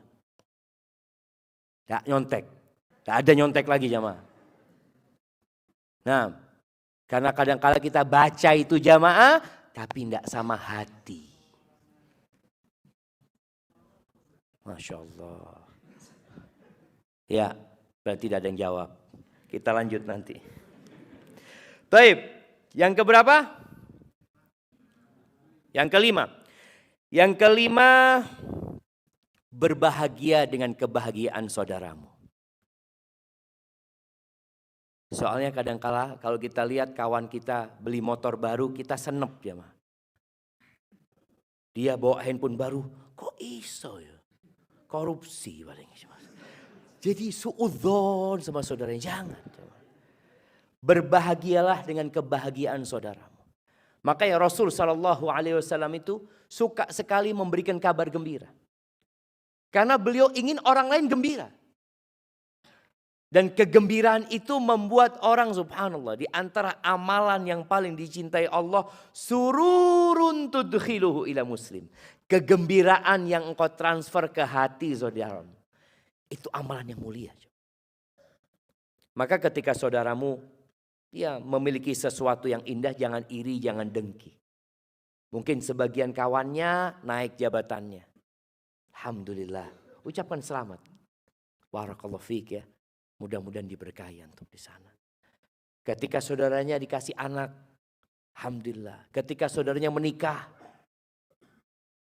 doakan. Jangan malah kita sedih ya, melihat fulan.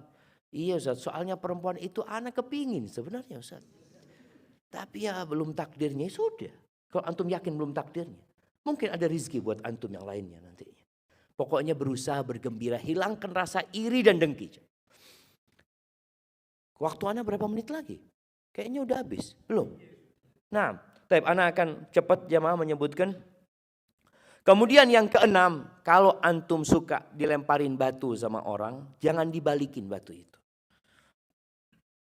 Kalau suka dikritik sama orang, ya, dikasih komen sama orang, terima komen itu untuk memperbaiki diri. Sampai ada yang mengatakan idza ramakan nas bil hijarah. Kalau engkau dilemparin batu sama orang, fajma' tilkal hijarah. Engkau kumpulkan batu itu. Wabni biha sullaman nahwan najah. Engkau bangun anak tangga menuju kesuksesan. Jadi kalau diomongin orang, dikritik sama orang, jangan malah, oh fulan itu memang gak suka sama ana, hasut sama ana, iri sama ana. Tinggalkan itu semua. Umar bin Khattab radhiyallahu ta'ala anhu mengatakan, rahimallahu mra'an ahda ilaina uyubana. Semoga Allah merahmati orang yang menghadiahkan kepada kami aib-aib kami. Kita ini punya banyak kekurangan. Tapi kita gak tahu, orang lain tahu sama kekurangan kita. Ya biarlah mereka ngoreksi kita. Agar kita bisa lebih baik lagi. Kemudian yang ketujuh, sodakoh. Suka bersodakoh. Suka berbagi. Karena kata Nabi SAW, la yajtamiu imanun wa syuhun fi jawfil abdi. Iman itu gak berkumpul sama sifat kikir di dalam hati. Gak berkumpul. Kalau antum suka sodako, suka berbagi, insya Allah hati antum akan lembut. Jemaah. Orang yang bakhil sempit dadanya. Dan biasanya ditambah lagi hasut dan ambisi orang itu. Tapi kalau suka berbagi sama orang, insya Allah dibersihkan hatinya. Kemudian yang terakhir yang perlu kita lakukan, suka ziarah, bukan suka ziarah kubur. Suka ziarah ke tempat orang miskin dan sesekali ziarah kubur. Antum kalau kumpul sama orang berduit terus, hati antum kotor. Melihat fulan beli ini, fulan punya ini, akhirnya antum berambisi dunia. Maka sekali-kali datang ke rumahnya orang miskin. Kalau bagi makanan kepada orang miskin, jangan titip orang. Kalau bisa antum yang nganterin. Supaya ngelihat ini ya rumahnya ya. Melihat kadangkala dalam rumahnya, ranjangnya, kasurnya ya Allah. Itu insya Allah akan membuat antum akan lembut hatinya dan ziarah kubur juga. Karena ingat ziarah kubur itu tujuannya untuk mengingat kematian dan mengingat akhirat. Orang kalau ingat sama akhirat, insya Allah hatinya akan lembut. Kalau dia ingat dengan kematian, dia akan mempersiapkan diri untuk hal itu. Hadza wallahu a'lam bishawab, itu yang dapat Ana sampaikan. Mungkin kita masuk ke sesi tanya jawab, Ana kembalikan ke MC. Jazakumullah khair.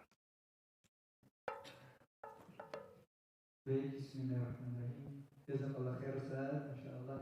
Kita akan masuk menuju sesi Q&A, tanya jawab. Ini sudah ada banyak sekali pertanyaan dari teman-teman karyawan dan tim Ustaz. Bismillah, saya bacakan.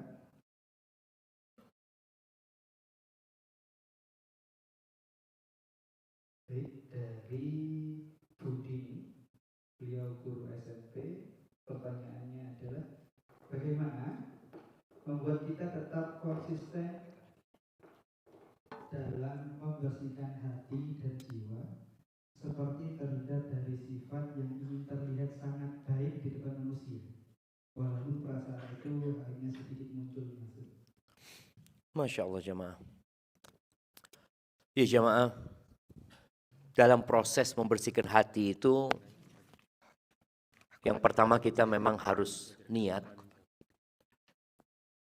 Yang kedua, sebelum kita mengamalkan yang tadi dibaca itu adalah berdoa memohon kepada Allah Azza wa Jalla. Setiap sholat kita mengatakan iyyaka na'bud wa iyyaka nasta'in. Tanpa bantuan Allah nggak akan bisa kita membersihkan hati kita. Allah juga mengatakan walaula fadlullahi alaikum wa rahmatuhu ma zaka minkum min ahadin abada. Kalau bukan karena karunia Allah dan rahmatnya, nggak ada satu pun di antara kalian yang bersih, nggak ada. Walakin Allah yuzakki man yasha. Tapi Allah lah yang membersihkan siapa yang Allah kehendaki. Maka caranya memang berdoa, minta sama Allah Azza wa Jalla. Kok dikatakan tadi, bagaimana supaya kita itu nggak muncul perasaan ingin dipuji, ingin disanjung, ingin kelihatan baik. Perasaan itu akan datang. Tapi kita harus minta tolong sama Allah dan melawan perasaan itu. Sampai ada seorang ulama yang mengatakan, kadangkala aku tuh ngajar satu hadis. Di awal membacakan hadis itu ikhlas. Tahu-tahu di pertengahan muncul pikiran itu jemaah. Nanti di akhir muncul lagi. Ternyata satu hadis itu butuh berulang kali kita menata hati. Maka caranya memang minta tolong sama Allah Azza wa Jalla. Pernah Nabi SAW menyebutkan kepada para sahabatnya, la syirku akhwafu alaikum min dabibin naml. La syirku akhfa alaikum min dabibin naml. Kata Nabi SAW, kesyirikan itu, ini yang bicara syirik kecil ini, itu lebih tersembunyi daripada jalannya semut. Itu Abu Bakar tanya, kaifal khalasu ya Rasulullah? Gimana cara menyelamatkan diri kalau dia lebih tersembunyi dari jalannya semut? Antum tahu semut jalan tuh kadang-kadang nggak berasa, ada di baju kita ada semut. Gimana kita akan selamat? Lalu Nabi SAW mengajarkan doa. Hafalkan doa. Abu Bakar aja takut dengan kesyirikan. Doa itu, Allahumma inni a'udzubika an usyrika bika wa ana a'lamu wa astaghfiruka lima la a'lamu. Ya Allah, Allahumma inni a'udzubika an usyrika bika wa ana a'lamu. Ya Allah, aku berlindung kepadamu dari melakukan kesyirikan yang aku ketahui. Wa astaghfiruka lima la a'lamu. Dan aku memohon ampunan atas kesyirikan yang aku tidak sadari. Yang aku nggak tahu. Siapa yang hafal doa ini? Nah, selain yang belum dapat hadiah. Nah. Sebentar.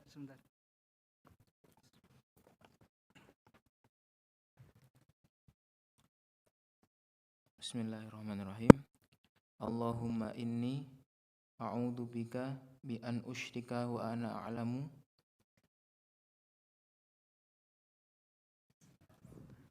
Wa astaghfiruka lima la a'lamu. Masya Allah, kasih hadiahnya sudah. Antum nggak bawa hadiah? Oh, ini masih ada jemaah. Naam, Allahumma inni a'udzubika an usyrika bika wa ana a'lamu wa astaghfiruka lima la a'lamu. Jadi memang ya kita harus terus berjuang. Nggak cukup hari ini kita berjuang. Boleh jadi tadi sore ini berjuang, nanti maghrib berjuang, nanti isya berjuang, tiap hari jamaah. Karena setan itu terus akan menggoda kita dan kita punya syahwat yang mendampingi kita. Maka berdoa terus dan selalu melihat tidak ada gunanya. Kalau ana melakukan ini untuk terlihat baik, untuk mendapat kepujian, tidak ada gunanya. Sehingga dia jadi takut. Dan kalau ingin dipuji, minta pujian dari Allah Subhanahu wa Ta'ala. Apa sih yang akan kita dapatkan kalau dipuji orang? Tidak ada. La harta wala kedudukan. Yang ngasih harta, yang ngasih kedudukan juga Allah Subhanahu wa Ta'ala. Hadza wallahu a'lam bissawab. Nah. Kembali Ustaz, bismillahirrahmanirrahim.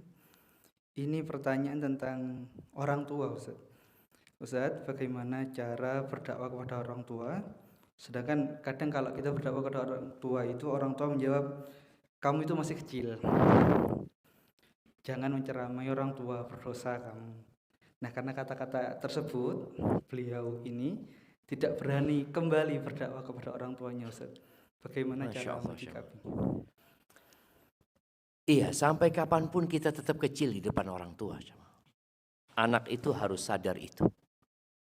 Oleh karena itu, doa buat orang tua itu apa? Rabbighfirli wa liwalidayya warhamhuma kama rabbayani shaghira. Shaghira itu artinya kecil. Selalu kita ingat ya Allah, sebagaimana orang tuaku merawatku ketika aku kecil. Karena kalau sudah besar antum merasa nggak butuh sama orang tua.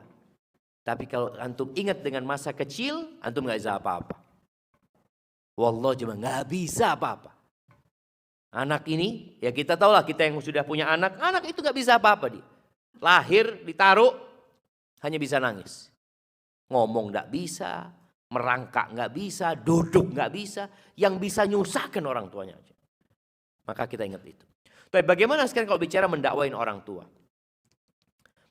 Iya, termasuk kebaktian anak sama orang tua, mengajak orang tuanya untuk jadi lebih baik. Ya, sedih jemaah, anak dapat orang tua yang gak soleh, sedih. Tapi dia gak bisa milih. Sampai pernah ada seorang ngomong, Ustadz, anak ya apa Ustadz, ya anak punya ibu ini Ustadz. Dia ngomong, kadang-kala pergi keluar sama laki-laki. Sampai anak pernah temukan ibu itu di hotel, Ustaz. Dan bapak anak diam aja, Ustaz. Jadi bingung ya, anak kepingin berbakti sama orang tuanya, tapi tadi orang tua ngomong dia masih kecil, ini dan itu. Apa yang harus dilakukan? Yang pertama, sampaikan kepada orang tua, engkau masih kecil.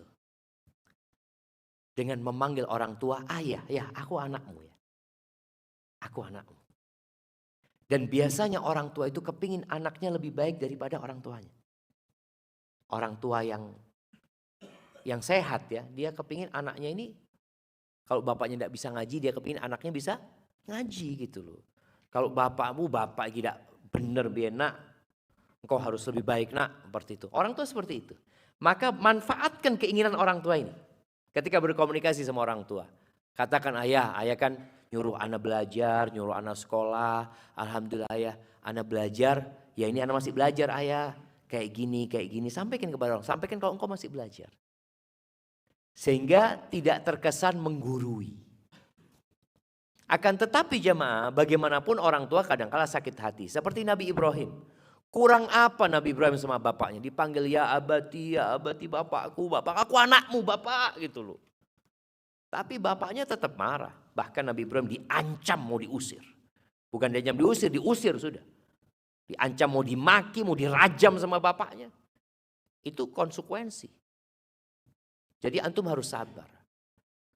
Hanya saja memang kadangkala anak ini tidak bisa menyampaikan pesan kepada orang tua tuntas. Karena diputus sama orang tua. Nah awakmu ngoyo tidak lurus. Kapan orang ngoyo lurus ya Maya? Jadi artinya dia ingin menggambar kau itu masih kecil gitu. Bau kencur apa ini itu. Ya sudah ketika memang sulit untuk menyampaikan pesan sama orang tua. Antum sampaikan pesan itu tertulis. Antum nulis. Kalau di zaman dulu itu nggak semua orang bisa baca dan tulis. Sekarang orang tua kan rata-rata bisa baca nulis. Antum tulis. Mau diketik nggak apa-apa ya. Antum tulis yang pertama ucapan terima kasih buat orang tua. Yang telah membesarkan dan mendidikmu. Terus yang kedua, halaman kedua antum ucapkan minta maaf karena belum bisa berbakti sama orang tua. Tulis permintaan maafmu. Yang ketiga, harapan sama orang tua. Setelah minta maaf kau berharap ayah, yang aku minta maaf aku udah belajar, disuruh ayah belajar, alhamdulillah. Aku melihat ada beberapa hal mungkin yang perlu ya ayah mengevaluasi. Kalau ayahnya punya 10 kesalahan, sebutkan di sana 1 dulu. Jangan tulis aku melihat ayah memiliki 10 kesalahan yang sangat fatal dari baca sudah jemaah. Tapi minta satu butuh proses memperbaiki orang tua itu. Dan anak yang ingin memperbaiki orang tuanya, tolong dia jadi anak yang berbakti. Contoh nih jemaah, contoh yang ringan. Setiap dia ke rumah, sandalnya orang tua itu ngadepkan ke pintu. Jadi buka, ayah langsung pakai.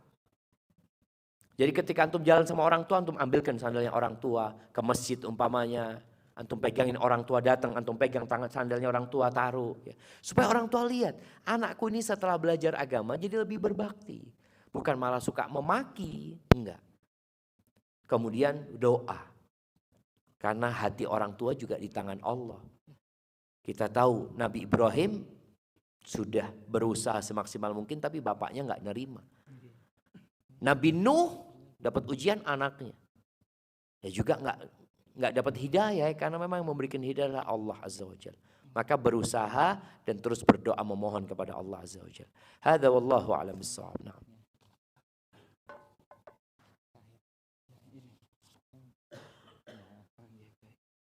Bismillahirrahmanirrahim. Pertanyaan selanjutnya Ustaz dari Bapak Anto dari GPJ Ustaz. Ustaz, di bulan puasa pintu surga dibuka. Kemudian pintu neraka ditutup, sedangkan setan juga dikerangkeng. Tapi kenapa Ustaz? Terkadang kita masih ada rasa malas untuk melakukan ibadah, bahkan mungkin maksiat, itu bagaimana Ustaz? Nah, subhanallah jamaah. Jadi memang bulan Ramadan ini bulan yang penuh dengan berkah. Allah mengkondisikan mensterilkan bulan ini dari segala yang bisa membuat orang itu tergoda. Mulai yang kita lihat dari puasa itu sendiri. Nggak makan, nggak minum ya. Bisa dilihat jemaah. Bagaimana kita mengkosongkan perut kita. Sedangkan yang membuat orang malas itu kadang-kala makan. Orang kalau sudah kenyang, sudah malas bergerak ya. Tapi ketika dia mungkin kosong perutnya, dia lebih bisa fokus beribadah kepada Allah Azza wa Jalla, merasakan perih perutnya, ingat sama orang-orang yang kelaparan umpamanya. Jadi kalau bicara masih ada kemalasan di diri kita, yaitu tugas kita memeranginya. Jadi manusia itu perlu memaksa untuk beribadah. Allah mengatakan walladzina jahadu fina lanahdiyannahum subulana. Orang-orang yang bersungguh-sungguh di jalan kami pasti kami tunjukkan. Allah akan kasih petunjuk kepada kita. Jadi perlu kesungguhan. Dan kita merasakan Ramadan ini berubah. Orang-orang yang biasanya malas di Ramadan ini ya ada perubahan lah. Yang gak pernah baca Quran. Yang gak pernah ke masjid. Cuma biasanya 3 hari pertama tok. Insya Allah. Benar Anda melihat itu awal Ramadan atau malam kedua Ramadan Anda lihat masjid rame. Sampai mau naruh sandal itu takut. Iki hilang sandalku ini. Karena banyaknya orang yang sholat. Setelah 5 hari mungkin. Sepi masjid ya Allah. Ya. Itu godaan. Bukan godaan setan. Kalau bicarakan setan ini udah dibelenggu. Tapi setan itu sudah godain antum selama 11 bulan. 11 bulan dikena antum ini. Digodain terus, setelah itu antum suruh jalan sendiri. Fadol. Itu yang terjadi. Makanya ada, anak bisa boleh kasih contoh ya. Ada 2 orang nih jamaah. 2 orang ini, satu kawannya si A ini yang ngajain dia berbuat dosa terus jamaah. Diajai terus berbuat dosa. Si A kemudian keluar kota. Pertanyaannya, apakah si B berhenti berbuat dosa? Lanjut. Karena harus diajari sama si A tadi. Maka boleh jadi yang terjadi di bulan Ramadan itu, memang orang ini sudah terbiasa berbuat dosa. Tapi Allah tahan, dan setannya sudah gak bisik-bisik lagi. Dan antum rasakan itu. Yang ada itu tinggal nafsu antum. Ya bagaimana kita memerangi nafsu itu. Setan itu ikut aliran darah. Dengan kita berpuasa kita memperkecil aliran setan itu. Kalau menurut pendapat yang dibelenggu itu cuma setan-setan yang bos-bosnya gitu. Kalau yang cilik-cilik masih bisa. Atau setan itu menggoda dari arah jauh. Kalaupun dia masih menggoda. Tapi yang jelas adanya sifat malas itu harus diperangi sama diri kita. Oleh karena itu kenapa disyariatkan iktikaf umpamanya. Karena kalau kita di rumah, kadang-kadang kita di rumah itu ya pegang remote di rumah, kumpul sama anak, istri. Cobalah ambil cuti. Iktikaf di masjid. Kalau nggak bisa full 10 hari, iktikaf malamnya aja. Kalau pagi masih harus bekerja, malamnya iktikaf di masjid. Kita perlu pengkondisian. Kalau ngelihat orang sholat ya Allah, ini wis tuwek masih kuat sholat ya. Kita akhirnya termotivasi gitu loh. Tapi kalau kita sholat di rumah sendirian, kadangkala baru 2 rakaat merasa sudah 11 rakaat. Suwi ternyata. Itu karena malesnya dia. Berarti harus diperangi dan berdoa. Kembali lagi doa ini menjadi kunci untuk segala masalah yang kita hadapi. Allah mengatakan ud'uni astajib lakum. Mintalah kepada aku pasti aku kabulkan kata Allah. Hadza wallahu a'lam bissawab. Nah. Bismillahirrahmanirrahim. Alhamdulillah untuk teman-teman yang sudah mengirim kami ucapkan jazakallah khair, jazakumullah khair. Namun karena keterbatasan waktu Ustaz, kita harus menginjak ke acara selanjutnya, acara yang ditunggu-tunggu. Kembali grand prize-nya dijalankan Ustaz. Namun karena grand prize ini spesial, MC-nya berubah jadi Bapak Angga sendiri. Bismillah. Bismillah, silakan Bapak. Bismillah, karena teman-teman panitia juga pingin melok Ustaz, katanya rugi aku MC toh gitu katanya. Biar bisa ikut. Biar bisa ikut semua. Makanya saya ganti profesi jadi MC sekarang. Masya Allah, Masya Allah. Nah, tapi dengan syarat sekarang tanpa buka Google. Ya, itu, Ustaz. Masya Allah. Coba, Ustaz. Ini. Gampang. Langsung, fulusnya langsung datang. Enggak. Buat ngiming-ngiming tok. Oh, buat iming-iming, enggak ono isine, Mas. Kosong. Oh, kosong. Masya Allah jamaah. Iya. Anak harus yang sulit loh ya. Medium ya, medium. Nah.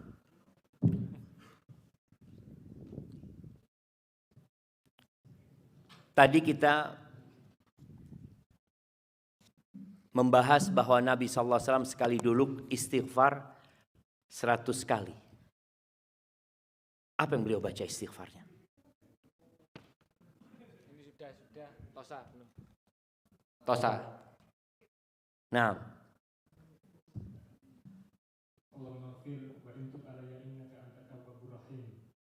Coba lagi. Watub alayya.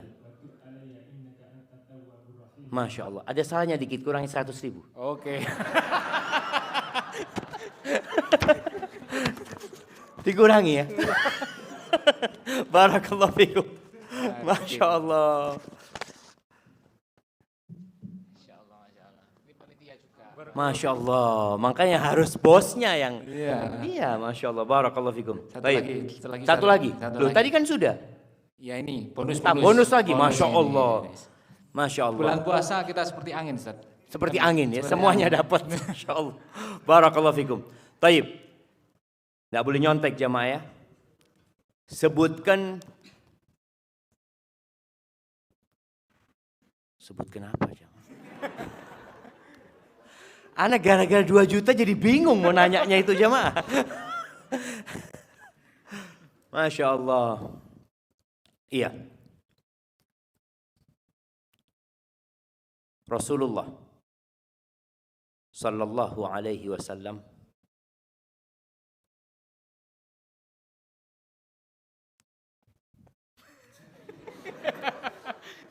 Enggak apa-apa dia Allah dulu biar tegang. Iya, anak. Biar tegang. Nah. Biar tegang dulu. Taib.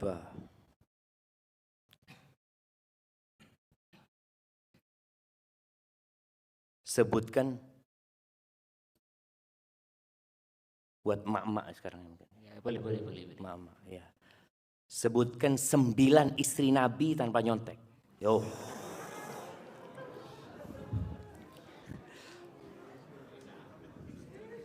Gak ada yang angkat tangan. 2 juta ibu-ibu. Itu ada satu angkat tangan.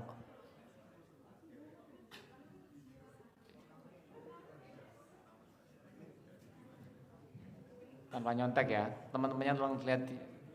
Nggak boleh ada yang bisik-bisik juga jamaah. Hah?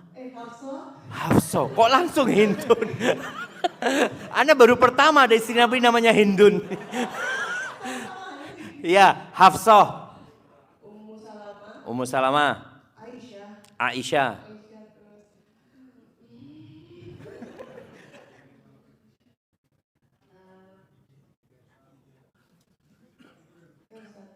Bismillah pelan-pelan sambil istighfar enggak apa-apa. Sambil berdoa enggak apa-apa. Ya. Nah.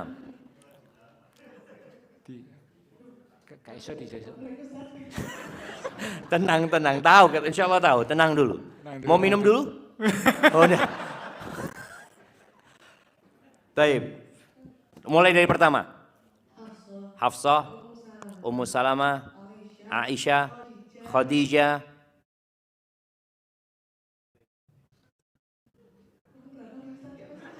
Baru 4, tinggal 5. Baru 4. Sofia. Tenang. Tenang, masih tinggal 4 Ibu. Nah, kita ulangi lagi. Hafsah, Khadijah, Aisyah, Ummu Salamah, Sofia.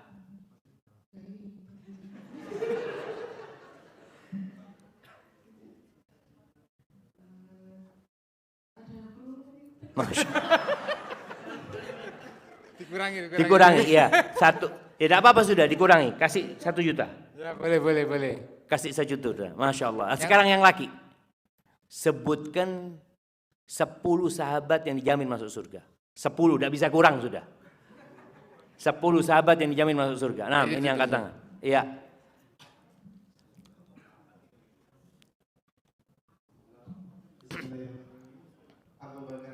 Abu Bakar Siddiq, Umar bin Khattab, Utsman bin Affan, Ali bin Abi Thalib, Abu Ubaidah Amir bin Jarrah,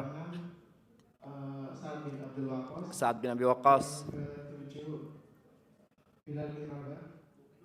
Tidak masuk yang 10 itu. Zubair bin Awam, Talha bin Ubaidillah,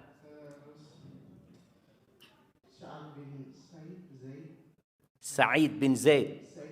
Nah, kurang 50 yang ini karena salah. Ya, satu lagi. Enggak. Sahabat Nabi yang kaya raya.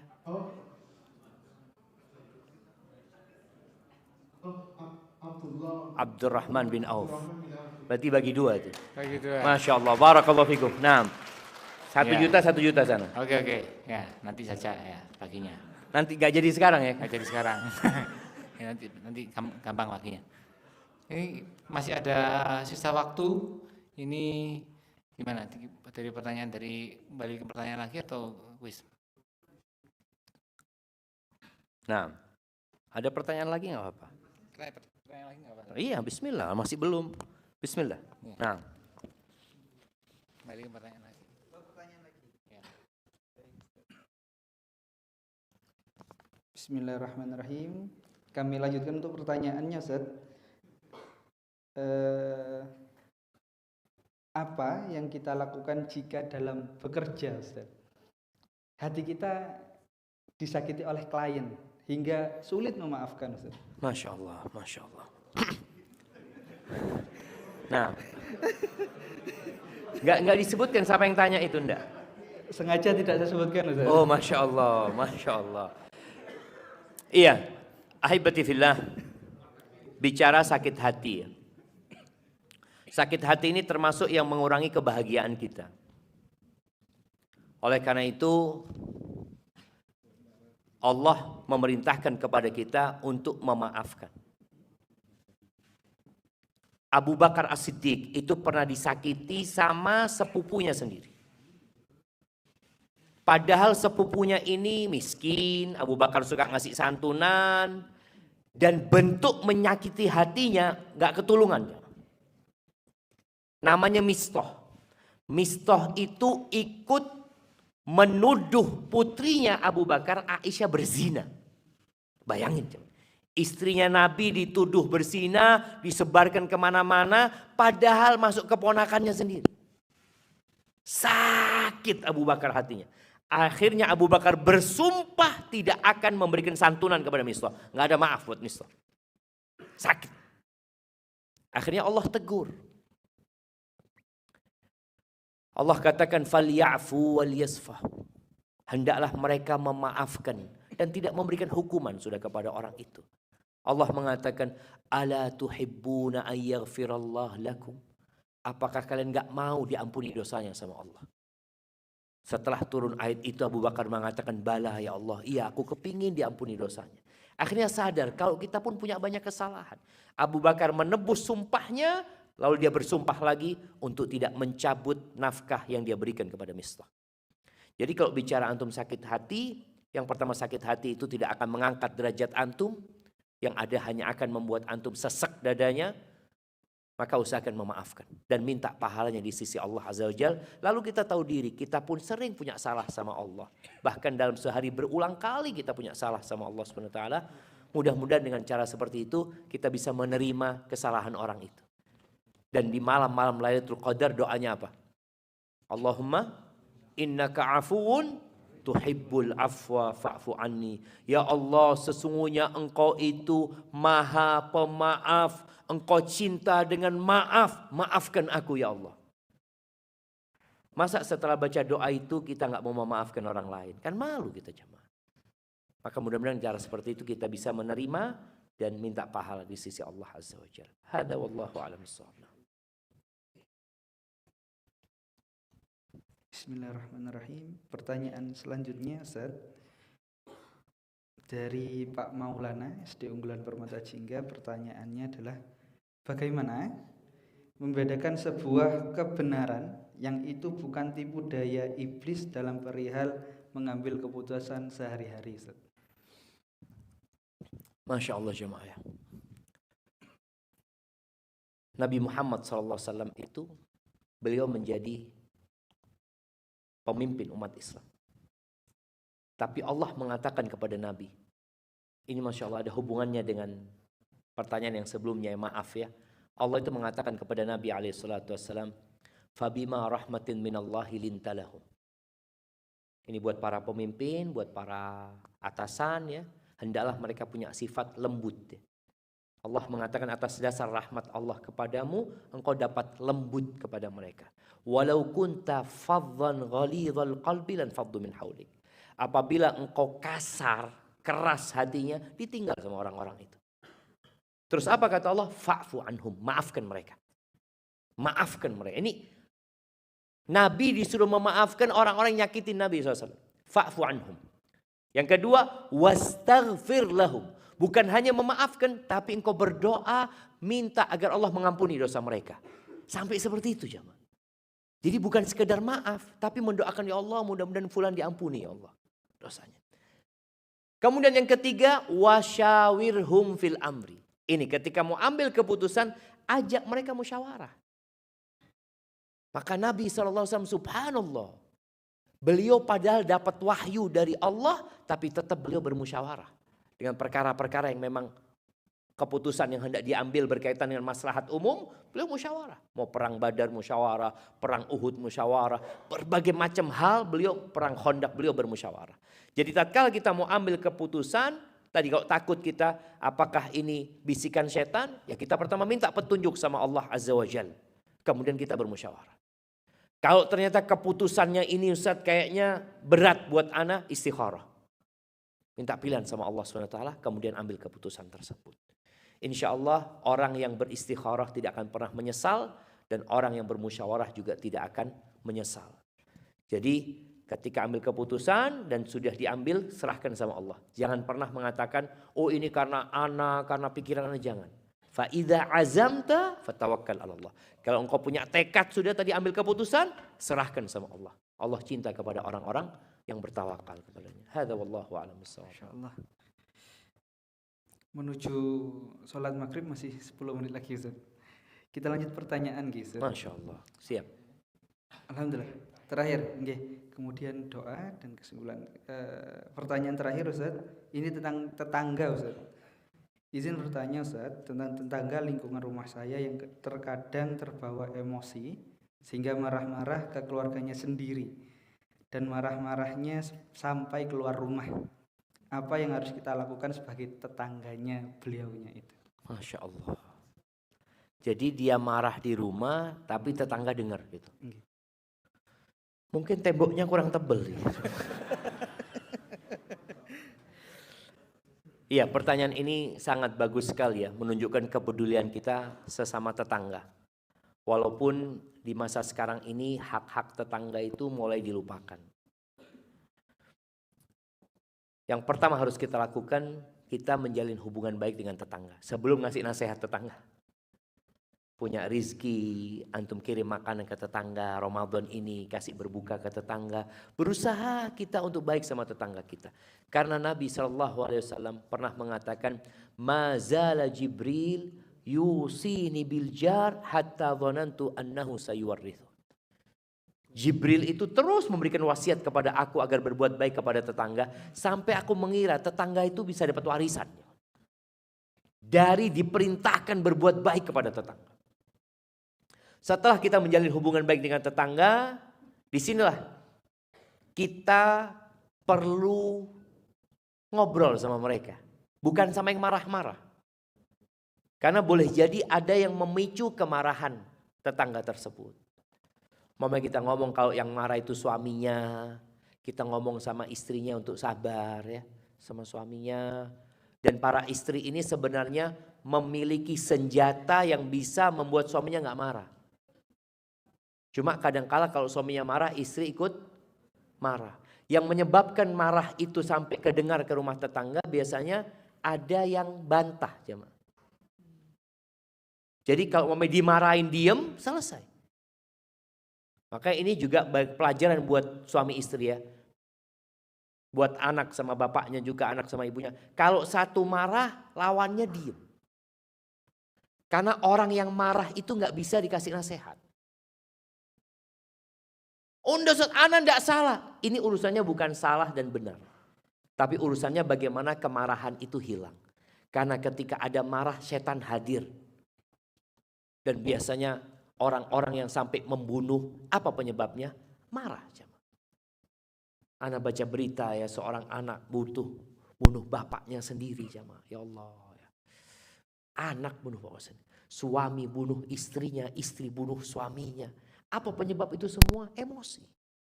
Maka di bulan Ramadan ini bayangin ya, bagaimana kita dididik untuk menahan emosi. Kalau sampai ada yang ngajak berantem, katakan aku sedang puasa, aku sedang puasa.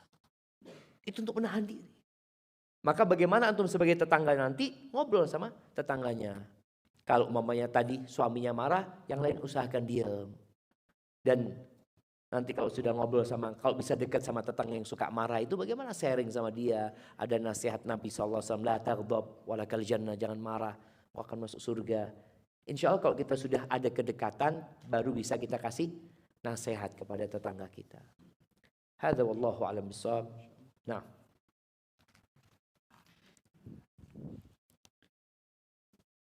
Baik, mati. Bismillahirrahmanirrahim. Baik Ustaz, alhamdulillah sudah selesai untuk sesi Q&A. Selanjutnya adalah kesimpulan yang akan disampaikan oleh Mas Amir. Silahkan Mas Amir. Untuk kesimpulan yang kita akan bersihkan hati dan jiwa, maka hendaknya kita mengenali terlebih dahulu